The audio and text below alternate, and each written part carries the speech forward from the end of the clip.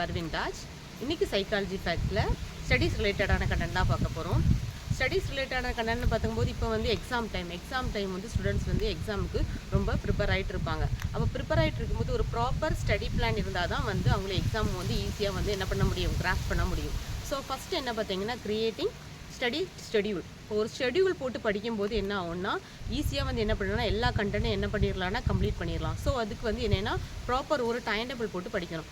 இப்போ பார்த்தீங்கன்னா எக்ஸாமுக்கு வந்து ஒரு 1 வீக் டைம் இருக்குது. இந்த 1 வீக் டைமில் ஃபஸ்ட்டு வந்து என்னென்னா 1 வீக் ஃபுல்லாமே ஸ்டூடெண்ட்ஸ் பண்ணக்கூடிய பெரிய பிளண்டர் மிஸ்டேக் இருந்தால் 1 வீக் ஃபுல்லாமே தமிழை மட்டுமே படிச்சிருப்பாங்க. ஃபஸ்ட் எக்ஸாம் தமிழுக்கு மட்டுமே 1 வீக் ஃபுல்லாக என்ன பண்ணுவாங்க, டைம் வந்து ஸ்பெண்ட் பண்ணுவாங்க. ஸோ அப்படி இல்லாமல் இந்த 1 வீக் டைமில் வேறு ஏதாவது காம்ப்ளிகேட்டடான சப்ஜெக்ட்ஸ் இருக்கும். சப்போஸ் பயாலஜி பார்த்தீங்கன்னா, பயாலஜி வந்து நிறைய ஹார்ட் வேர்ட்ஸ் இருக்கும், நிறைய படிக்க வேண்டிய கண்டென்ட் நிறைய இருக்கும். ஸோ அதே மாதிரி இப்போ பேப்பர்ஸ்க்கு என்ன பண்ணலாம்னா, ஃபஸ்ட்டு ப்ரிஃபரன்ஸ் கொடுத்து அதை கொஞ்சம் படிச்சுட்டு அதுக்கப்புறம் தமிழ் எக்ஸாமுக்கான ப்ரிப்பரேஷனை வந்து என்ன அடுத்தது வந்து ஸ்டார்ட் பண்ணலாம். ஸோ அப்போ படிக்கும்போது என்ன பண்ணலாம்னா, ஒரு டைம் டேபிள் போட்டுக்கணும். இத்தனை மணிலேருந்து இத்தனை மணி வரை நம்ம இதை படித்து முடிக்கணும். 1 வேர்ட்ஸ்க்கு இவ்வளோ டைம், தென் வந்து 5 மார்க்ஸ்க்கு இவ்வளோ டைம், 3 மார்க்ஸ் இவ்வளோன்னு சொல்லிட்டு என்ன பண்ணலாம், ஒரு டைம் ஷெடியூல் போட்டு என்ன பண்ணலாம், படிக்கலாம். இப்படி படிக்கும்போது நம்ம ஈஸியாக என்ன பண்ணிடலாம்னா எல்லா பாடங்களையும் என்ன பண்ணிடலாம்னா கவர் பண்ணிடலாம்.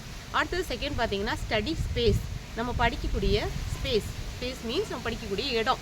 நம்ம படிக்கக்கூடிய இடத்த வச்சு நம்மளோட அண்டர்ஸ்டாண்டிங் வந்து இம்ப்ரூவ் ஆகும். அதாவது ரொம்ப சவுண்டாக இருக்கக்கூடிய இடம் அல்லது ரொம்ப டிஸ்ட்ராக்ஷன் இருக்கக்கூடிய இடத்துல நம்ம படிக்கும்போது என்ன ஆகுனா, ஸ்டூடெண்ட்ஸ் வந்து ஈஸியாக வந்து என்ன செய்ய முடியாது, படிக்க முடியாது. ஸோ கொஞ்சம் அமைதியான இடம் பார்த்து நம்ம மைண்ட் வந்து டிஸ்ட்ராக்ட் ஆகாத இடத்துல பார்த்து என்ன செய்யணும்னா படிக்க ஸ்டார்ட் பண்ணணும். அப்படி படிக்கும்போது ஸ்டூடெண்ட்ஸ் வந்து என்ன செய்யலாம்னா என்ன பண்ணலாம், ஈஸியாக வந்து என்ன பண்ணலாம், பாடங்களை வந்து என்ன பண்ணலாம், கவர் பண்ணி முடிக்கலாம். அடுத்தது தேர்ட் பார்த்தீங்கன்னா ரெப்படிஷன் மீன்ஸ் இப்போ வந்து ஒரு காம்ப்ளிகேட்டடான ஒரு சப்ஜெக்ட்னு வச்சுங்களேன். காம்ப்ளிகேட்டட் சப்ஜெக்ட், ஒரு பெரிய பேராகிராஃபான கொஸ்டின்ஸ் இருக்குது, பெரிய பேராகிராஃப்ஸாக இருக்குது, இதை படிக்கிறது எனக்கு கஷ்டமாக இருக்குது அப்படிங்கிற ஸ்டூடெண்ட்ஸ் என்ன பண்ணலாம்னா, அந்த பெரிய பேராகிராஃப்ஸை ஒரு சின்ன ஷார்ட் பேராகிராஃப்ஸ் அல்லது ஷார்ட் கண்டென்ட்டாக எடுத்து என்ன பண்ணலாம், படிக்கலாம். இப்படி படிக்கும்போது ஐயோ இவ்வளோ பெருசாக இருக்கே அப்படிங்கிற ஃபீல் வந்து ஸ்டூடெண்ட்ஸுக்கு வராது. ஸோ அப்போ என்ன பண்ணலாம், நம்ம ஈஸியாக என்ன பண்ணலாம், அந்த கான்செப்ட் வந்து புரிஞ்சு படிக்கிறதுக்கு கொஞ்சம் ஹெல்ப்ஃபுல்லாக இருக்கும். அதே மாதிரி எந்த கான்செப்டாக இருந்தாலும் என்ன பண்ணலாம்னா அண்டர்ஸ்டாண்ட் பண்ணி படிக்கணும். ஏதாவது நம்ம மனப்பாடம் பண்ணி மக்கப் பண்ணி படிக்கும்போது அது வந்து நம்ம ஈஸியாக டக்குன்னு வந்து மறந்துடும். ஸோ அதனால் எந்த ஒரு கான்செப்டையும் அண்டர்ஸ்டாண்ட் பண்ணி படிக்கணும். அதே மாதிரி ஸ்டடி இன் குரூப்ஸ். மேக்ஸிமம் வந்து சில ஸ்டூடெண்ட்ஸுக்கு பார்த்தீங்கன்னா தனியாக இருந்து படிக்கிறது ரொம்ப பிடிக்கும். தனியாக இருந்து படிக்கும்போது ஓகே, தனியாக இருந்து படிக்கிறது நல்ல ஹேபிட் தான். அதே டைம் ஒரு குரூப்பாக இருந்து படிக்கும்போது சப்போஸ் ஒரு கொஸ்டினுக்கு நம்மளுக்கு ஆன்சர் தெரிஞ்சுக்கு, ஒரு கொஸ்டினுக்கு நம்மளுக்கு ஆன்சர் வந்து படிக்கிறது கஷ்டமாக இருக்குன்னா வேறு ஸ்டூடெண்ட்ஸ் பியர் குரூப் மூலமாக படிக்கும்போது நம்மளுக்கு ஈஸியாக என்ன பண்ணலாம்னா கான்செப்டை வந்து அண்டர்ஸ்டாண்ட் பண்ணி படிக்கலாம். அதே மாதிரி தெரியாத குழந்தைக்கு நம்ம என்ன பண்ணலாம்னா சொல்லி கொடுத்து படிக்கலாம். ஸோ அதுக்காக வேண்டி இந்த வந்து குரூப் ஸ்டடி வந்து நல்லாயிருக்கும். அடுத்தது பார்த்தீங்கன்னா லேர்னிங் ஹார்ட் வேர்ட்ஸ். நிறைய வந்து ஹார்ட் வேர்ட்ஸ் இருக்கும். ஃபார் எக்ஸாம்பிள் பயாலஜி கண்டென்ட்டை பார்க்கும்போது நிறைய வந்து ஹார்ட் வேர்ட்ஸ் இருக்கும். இப்போ இந்த ஹார்ட் வேர்ட்ஸுக்கு என்னென்னா நிமோனிக் ப்ராக்டிஸ் பண்ணலாம். Mnemonic devices.